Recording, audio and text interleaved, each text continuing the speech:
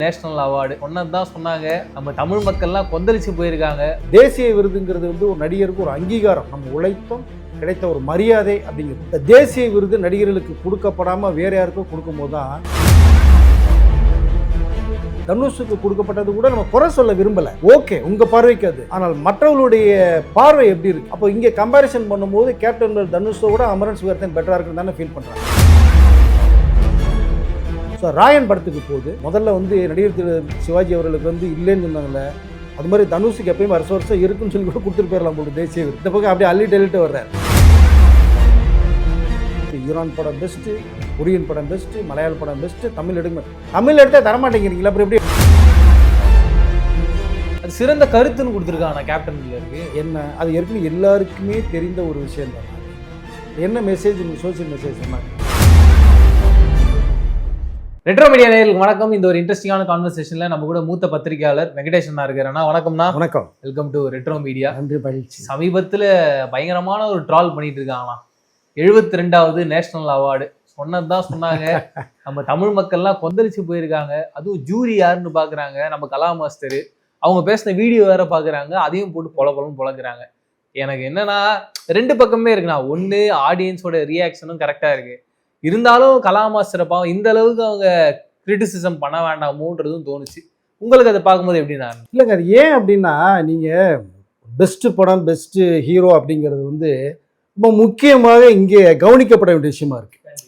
நீங்கள் அதை கொஞ்சம் மிஸ் ஆனால் கூட, இப்போ ஜூரிங்கிற ஒரு பொசிஷனில் இங்கேருந்து போய் உட்கார வச்சுருங்க அப்படின்னா, இங்கே இருக்கிற சூழ்நிலைகள் தெரியணும். எத்தனை படங்கள், தமிழ் படங்கள் வருது, எந்த ஹீரோ பெஸ்ட்டாக பண்ணியிருக்காங்க, எந்த டைரக்டர் பண்ணியிருக்காங்க, எந்த படம், நீங்கள் இதெல்லாம் ஒரு அனலைஸ் பண்ணணும். அதுக்கு தான் நீங்கள் வந்து நம்ம மீடியாவில் இருக்கிற ஒரு டாப் போஸ்ட் பேசுகிறத கொண்டே உள்ளே உட்கார வைக்கிறேன். நீங்கள் பலதரப்பட்ட மொழிகள் படங்களில் நீங்கள் டெய்லி 5 படம் பார்க்கணும். எதுன்றது உண்மையிலே பெரிய குழப்பம்தான். அதான் இல்லை, ஓகே. நம்மளுடைய கேமராமேன் கார்த்திகராஜ் அவர்கள்லாம் ஜூரியை போய் உட்காரும்போது அவ்வளோ படங்கள் பார்த்தாங்க. இதுன்னு யாருக்கு தன்ற மிகப்பெரிய குழப்பங்கள்லாம் வரும். இந்த குழப்பம் இப்போ இல்லைங்க. முதல் மரியாதை சிந்து பெரிய படத்துக்கு அப்போவே வந்ததுங்க, 84ல். ஆக்சுவலாக பார்க்க போனோம்னா த பெஸ்ட்டு ஆக்டர் அப்படிங்கிறத வந்து, ஆக்டர்ஸுங்கிறத வந்து ராதாக்கு கமிட் பண்ணுறாங்க முதல் மரியாதை படத்துக்கு. ஒரே ஒரு வாய்ஸில் வந்து டக்கு நீங்கள் ராதாக்குன்னு முடிவு போனோடனே அங்கே ஒரு சின்ன கசகசன்னு அப்படி ஒரு விஷயம் போகுது. அங்கே ராதாவை தவிர்க்கப்படுறது மாதிரி பேசுகிறாங்க. என்னங்கிறோம்னா சுகாசினிக்கு கொடுங்க சிந்து பேரை வைக்கின்றாங்க. ஏங்க பெஸ்ட்டு வந்து சுகாசினிங்களோட வந்து ராதா அவ்வளோ பெர்ஃபார்மன்ஸ் பண்ணியிருக்காங்க முதல் மரியாதையில். பாரதி ராஜா படம், சிவாஜி கணேசன் ஜோடியாக பண்ணியிருப்பாங்க ராதா. இதில் வந்து கே பாலச்சந்தர் படம், சிவகுமார் சாருக்கு ஜோடியாக பண்ணியிருப்பாங்க சுகாசினி. அப்போ இந்த ஒரு பயங்கர காம்படிஷன் போகுது. அப்போ ராதாவுக்கு தான் ஃபிக்ஸ் பண்ணுறாங்க. அங்கே கடைசியாக லாஸ்ட் ஒரு ட்ரம்ப் கார்டு ஒன்று யூஸ் பண்ணுவாங்கள்ல, அது மாதிரி ஒன்று யூஸ் பண்ணுறாங்க. கேட்டால் ராதியாவுக்கு டப்பிங் வாய்ஸ் படத்தில் ராதியா கொடுத்துருப்பாங்க. ஓகே. சுஹாசினிக்கு ஒரிஜினல் வாய்ஸ். ஓகே. அங்கே மிஸ் ஆகுது பாருங்கள், எங்கே போகுது பாருங்கள். அது மாதிரி அப்போ மிஸ் ஆச்சு. ஓகே. ஸோ அது மாதிரி தொடர்ந்து பார்த்தீங்கன்னா நிறைய படங்களுக்கு வந்து மிஸ் ஆன படங்கள், மிஸ் ஆன ஹீரோக்கள் நிறைய பேர் இருக்காங்க. அப்போ நீங்கள் சரியான ஒரு தேர்வு மிஸ் ஆகும் போது இங்கே ஆட்டோமேட்டிக்காக ட்ரோல் செய்யப்பட தான் செய்யப்படும்.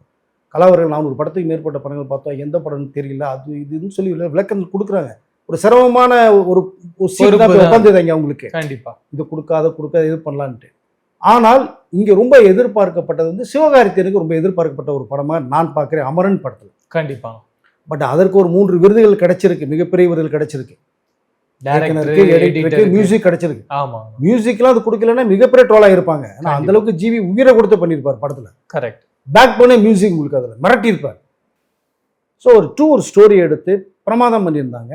பட் அது எதிர்பார்க்கப்படும் போது அது வரலை. தங்கலான் விக்ரம் வேற ஒரு ஜோனில் பாரஞ்சித் பண்ணியிருப்பாரு. உயிரை கொடுத்து நடிகருங்க விக்ரம்னா. ஸோ அது கிடைக்கல. அப்போ எனக்கு என்ன தோணுது அப்படின்னா, இந்த தேசிய விருது நடிகர்களுக்கு கொடுக்கப்படாமல் வேற யாருக்கும் கொடுக்கும்போது தான் நடிகர் திலம் சிவாஜி கணேசன் அவர் ஞாபகத்துக்கு. அவர் நடிக்காத கேரக்டராங்க, அவர் பண்ணாத படமாங்க. படத்துக்கு படம், வருஷத்துக்கு வருஷம் ஒரு படத்துக்கு நீங்கள் கொடுத்தே ஆகணும் தேசிய ஒரு நடிகர். பட் அவருக்கு ஒரு தேசிய விருது கூட சிறந்த நடிகன், இந்தியாவின் சிறந்த நடிகன் நடிகர் சிவாஜி கணேசன் ஒரு அவார்டு தரல. ஆனால் சர்டிஃபிகேட் மட்டும் கொடுக்கப்பட்டுச்சு. சார் உங்கள் படத்துக்குன்னா வருஷம் தர முடியாது, இந்த ஒரு சர்டிஃபிகேட் மட்டும் வச்சுன்னு கொடுக்கப்பட்டதா ஒரு தகவல் இருக்குது. ஸோ எம்ஜிஆர் அவர்களுக்கு இந்தியாவின் மிகப்பெரிய உயரிய விருதான பாரத ரத்னா படம் கொடுத்தாங்க. அது வந்து கௌரவிக்க வேண்டிய ஒரு விஷயம் எம்ஜிஆர் அவர்கள். காரணம், ஒரு எம்ஏ பட்டதாரி, ஒரு ரிக்ஷா ஓட்டி தன் குடும்பத்துக்கும் கஷ்டப்பட்டு தொழில படித்த வந்து இந்த வேலைக்கு தான் போகணும் கிடையாது, எந்த வேலைனாலும் செய்யலாம் அப்படின்னு ரிக்ஷாக்காரன் ஒரு படம் பண்ணார். ஸோ அதுக்கு பாரத ரத்னா அந்த உயரிய விருது கொடுக்கப்பட்டுச்சு. ஸோ இப்படி நிறைய மிஸ் ஆகி வந்ததுகள் நடிகர் திலகம் கிடைக்கல. இவங்களுக்கு இப்போ பார்த்தா கடைசி விக்ரம்க்கோ சிவகார்த்திகனுக்கோ விக்ரம் கண்டிப்பாக கொடுக்கப்பட்டிருக்கலாம் நிறைய படங்கள். அப்போது இங்கே எங்கே போனால் தனுஷுக்கு போகும்போது தான் இங்கே பெரிய ஏற்கனவே ஆடுகளை மசூரன் வாங்கிட்டார். அது ஓகே, அது பெஸ்ட்டு, அது வந்து நம்ம குறைய சொல்ல முடியாது இருந்துச்சு. இங்கே என்ன பார்க்குதுன்னா ஸ்பெஷல் மென்ஷன் அவார்டு ஜூரி அவார்டுன்னு சொல்லிட்டு உங்களுக்கு கேப்டன் மில்லர் படத்துக்கு கொடுக்கப்படுது. காரணம் அந்த பிரிட்டிஷ்காரங்களோட ஒரு ஃபைட் பண்ண ஒரு கேரக்டர், அது பண்ணுறாங்க இது செய்கிறாங்க அப்படின்னு சொல்லிட்டு. பட் அது கூட யதார்த்தமான ஒரு விஷயமாக தான் நான் பார்க்குறேன். வாலிபன் அந்த இடத்துல பிரிட்டிஷ் கம்பெனி வந்துட்டாங்க, போராடுறாங்க, செய்கிறாங்க, இந்த கண்டென்ட் ஓகேனா கூட. பட் இங்கே நாட்டுக்காக தன் உயிரை கொடுத்த ஒரு கேரக்டர் அமரன். ஸோ அது எந்த அளவுக்கு வந்து சிவகார்த்திகேயன் உயிரை கொடுத்து பண்ணியிருப்பாருங்கிறது உங்களுக்கு தெரிய வரும். அதுவும் சிவகார்த்திகேயன் வந்து உண்மையாவே அங்கே முகுந்தா இருக்கு மாறி இருப்பார், அந்த கேரக்டரை வாழ்ந்திருப்பார், அது மிஸ் ஆகுது. அப்போ இங்கே மம்முட்டி அவர்களுக்கு கண்டிப்பாக கொடுத்தே ஆகணும். அதை வந்து நம்ம அதை தவிர்க்கவே முடியாது. அப்படி ஒரு பெஸ்ட் ஆக்டர்ஸ் பிரம்மயுகம் நினைக்கிறேன். அந்த கெட்டப்பே இந்த பிளாக்ல சில் அவுட்ல ஒரு மாதிரி ஸ்டில் கொடுத்துருப்பாங்க சார், அதெல்லாம் கேரளாவில் பிறந்து ரிலீஸ் ஆகும்போது தெறிக்க விட்டுச்சு படம் இருக்காது. அது ஓகே, அது ரைட்டு, ஓகே, ஏதோ அப்படி இப்படி போனீங்க. இதில் வந்து இந்த தனுஷுக்கு கொடுக்கப்பட்டது கூட நம்ம குறை சொல்ல விரும்பலை, ஓகே உங்கள் பார்வைக்கு அது. ஆனால் மற்றவர்களுடைய பார்வை எப்படி இருக்கு? அப்போ இங்கே கம்பேரிசன் பண்ணும்போது கேப்டன் தனுஷோட அமரன் சிவகார்த்திகேயன் பெட்டராக இருக்குன்னு தானே ஃபீல் பண்ணுறாங்க. அப்போ அந்த ஸ்பெஷல் மென்ஷன் ஜூரி அவார்டை வந்து நீங்கள் சிவகார்த்திகேயன் கூட கொடுத்துருக்கலாம் இல்லை. பட் அது ஒரு விமர்சனம் உள்ளாக்கப்படுது. ரெண்டாவது பார்த்தீங்கன்னா மெய்யழகன் படத்துக்கு என்ன உங்களுக்கு அந்த நட்பை வந்து எங்கேருந்து கொண்டு போயிருப்பாங்க, உங்களுக்கு அதை அப்படியே அந்த ஃபீல் குட்டாக கொண்டு போயிருப்பாங்க. அதுக்கு வந்து ஒலி கலவைக்கு கொடுக்குறாங்க, சவுண்ட் மிக்சிங் மாதிரி ஒரு அதுக்கு கொடுக்கப்படுற ஒரு விஷயமா இருக்குது. அது யாருக்கு நிறைய பேருக்கு என்னன்னே தெரியாது. உங்களுக்கு பேக்ரவுண்ட் ஸ்கோர் அப்படின்னோம்னா மியூசிக் டைரக்ட் பண்ணியிருப்பார், தெரிய வருது. ஒலிக்கலவை அப்படிங்கும்போது என்னன்னே தெரியாது நிறைய பேர், அது கொடுக்கப்படுற மாதிரி. ஸோ இப்படி நிறைய வந்து தவறுகள் நடந்ததா இல்லை ஒரு சொல்லி யாரும் அங்கே கேட்கலையா, ஏன் என்ன காரணம் அப்படிங்கும்போது ஜூரிங்கும் போது நம்ம தான் ஃபைட் பண்ணணும். சார் இதுதான் பெஸ்ட், இதுதான் அப்படின்னு. இதை விட நீங்கள் பார்த்துங்க, இந்தியாவுடைய பெஸ்ட்டு ஆக்டர்ஸ் யாமிங்கிறவர்களுக்கு கொடுத்துருக்காங்க, ஆர்டிகல் 370 கொடுத்துருக்காங்க. பட் ஓகே, ஆனால் அதே அமரன் எடுத்து சாய் பல்லவி எடுத்துங்க, அப்படி ஒவ்வொருத்தரையும் அப்படி மனசை அப்படி தட்டி கொண்டு போயிருப்பாங்க சாய் பல்லவி. அதே மாதிரி தங்கலாம் இல்லை, பார்வதியும் ரொம்ப நாள், பார்வதி அவங்கள சொல்லவே வேண்டாம், பார்வதி தான் தி பெஸ்ட் ஆக்டர்ஸ் உங்களுக்கு இல்லையா. டேக் ஆஃப் படம்லாம் மிரட்டி இருப்பாங்க, மரியான் டேக் ஆஃப் எல்லாம் நீங்கள் அப்படியே நம்ம அது என்ன கேட்டு கொடுத்தாலுமே அதில் வாழ்ந்துட்டு போகக்கூடிய ஒரு கேரக்டர்ஸ் பார்வதி. ஸோ ரெண்டாவது நம்மளுடைய சசிகத்தில் இந்த பூ படம்லாம் பாருங்கள் எப்படி பண்ணியிருப்பாங்கன்னா, மரியான்லாம் அப்படியே வாழ்ந்துருப்பாங்க. ஸோ அது மிஸ் ஆகுது. அப்போது இங்கே ஏதோ ஒன்று மிஸ் ஆகும்போது இந்த கேள்வியில் வரதாசியும் ட்ரோல் செய்யப்படுதா கூட. அது கலா மாஸ்டர் வந்து டான்ஸ் மாஸ்டர், கொரியோகிராஃபிலாம் வந்து பெஸ்ட்டு. பட் இந்த கேட்டகரியில் போனால் அவங்களுடைய பெர்ஃபார்மன்ஸ் எப்படி இருக்குது, ஆக்டர்ஸோட எப்படி இருக்குறத தெரியுமா தெரியலன்னு தெரியல எனக்கு. அது நீங்கள் ஃபைட் பண்ணியிருக்கணும் இல்லையா. பட் அதை வந்து 400 படம் மேலே பார்த்தேன்னா இது 1008 பதில் சொல்கிறீங்க, ஓகே, ஆனால் நியாயமா இல்லைல்ல, இங்கே எதிர்பார்த்தது என்ன. ஸோ அதுதான் ஒரு பக்கம் பார்த்தோம்னா. இன்னொரு பக்கம் பார்த்தோம்னா தனுஷுடைய 50வது படமான ராயன் படத்துக்கு போகுது. முதல்ல வந்து நடிகர் திரு சிவாஜி அவர்களுக்கு வந்து இல்லைன்னு சொன்னாங்களே, அது மாதிரி தனுஷுக்கு எப்பயும் வருஷம் இருக்குன்னு சொல்லி கூட கொடுத்துட்டு போயிடலாம் போல தேசிய விருதை. இந்த பக்கம் அப்படியே அள்ளிட்டு வர்றாரு. பட் பெருமைக்குரிய விஷயம், அதெல்லாம் மறுப்பதற்கு இல்லை. அதை வேற ட்ரோல் பண்ணுறாங்கண்ணா, ஃப்ரைட் ரைஸ் போட்டே நேஷனல் அவார்டு வாங்கிட்டாங்க. அப்புறம் ராயன் வந்து என்ன அண்ணன் தங்கச்சி ஒரு சென்டிமெண்ட்டோட அந்த நார்த் மெடஸோட வாழ்வியலை கொஞ்சம் டச் பண்ணி கொண்டு போயிருந்ததை தவிர அதுலேயே ரத்தம் தெரிக்கிற ஃபைட் சீன் தான் இருந்தது உங்களுக்கு. பட் எப்படின்றது எனக்கு கொஞ்சம் புரியலை, கன்ஃபியூஸாகவே இருக்குது. இதோட பெஸ்ட் படம்ல நீங்கள் எடுத்துக்கிட்டீங்கன்னா லப்பர் பந்தா ஒரு கிரிக்கெட் மேட்ச் நீட்டாக ஒரு ஃபீலிங்கை கொண்டு போயிருப்பாங்க உங்களுக்கு. என்ன படம் அது, டூரிஸ்ட் ஃபேமிலி, அப்படியே இங்கேருந்து வாழ்க்கையை தேடி வரக்கூடிய ஒரு ஃபேமிலி என்ன பாடுபடுது, லைவாக இருக்கும். நீங்கள் அது சொல்கிறீங்க, அதாவது ஈரான் படம் பெஸ்ட்டு, கொரியன் படம் பெஸ்ட்டு, மலையாள படம் பெஸ்ட்டு, தமிழ் எடுத்தால் தரமாட்டேங்கிறீங்களா, அப்புறம் எப்படி எடுப்பாங்க உங்களுக்கு? வசூல் ரீதியாக லப்பர் பந்து டூரிஸ்ட் ஃபேமிலி என்ன கலக்குச்சு உங்களுக்கு அது. ஸோ அதனால் இங்கே ஏதோ ஒரு கொலாப்ஸ் நடக்குதா என்னங்கிறது புரியல. பட் இங்கேருந்து செலக்ட் பண்ணி உங்களை போய் உட்கார வைக்கிறாங்க அப்படின்னா இங்கே இருக்கிற சூழ்நிலையை பார்த்து நீங்கள் தான் இங்கே ஃபைட் பண்ணணும், நீங்கள் தான் தகுதியானவர்களுக்கு வாங்கி தரணும். இதை வந்து யாருமே கிட்டத்தட்ட ஏற்றுக்கொள்ள முடியல. நீங்கள் அப்படி ஒரு அமரன் படம் வரல, ஒரு தங்கலான் படம் வரல, லப்பர் பந்து படம் எதுவுமே வரலாமல் இப்படி வந்துட்டு கொடுத்தது பரவாயில்லப்பா மிஸ் ஆகலை அப்படின்னு தோணும். இதோட ஒரு ஸ்டெப் அதிகமாக இருக்கிற மாதிரி நிறைய வந்திருக்கும் போது அங்கே வந்து கம்பேரிசன் போகுது இல்லையா உங்களுக்கு. கம்பேரிசன் பண்ணி நல்ல படத்தை கொடுத்துருக்கலாம். எஸ், இதுதான் இப்போ சாய் பல்லவிக்கு திரும்பி பார்க்கணும்னா அமரன் ஒரு தடவை திரும்பி பார்க்கணும் எல்லா பேருமே. அப்படி பண்ணியிருப்பாங்க அதை. இந்த ராமாயணத்தில் சொல்கிறாங்க, இந்த மாதிரி ஒரு கேரக்டர் கிடைச்சி என்னுடைய வாழ்க்கையில் மிகப்பெரிய கேரக்டர்.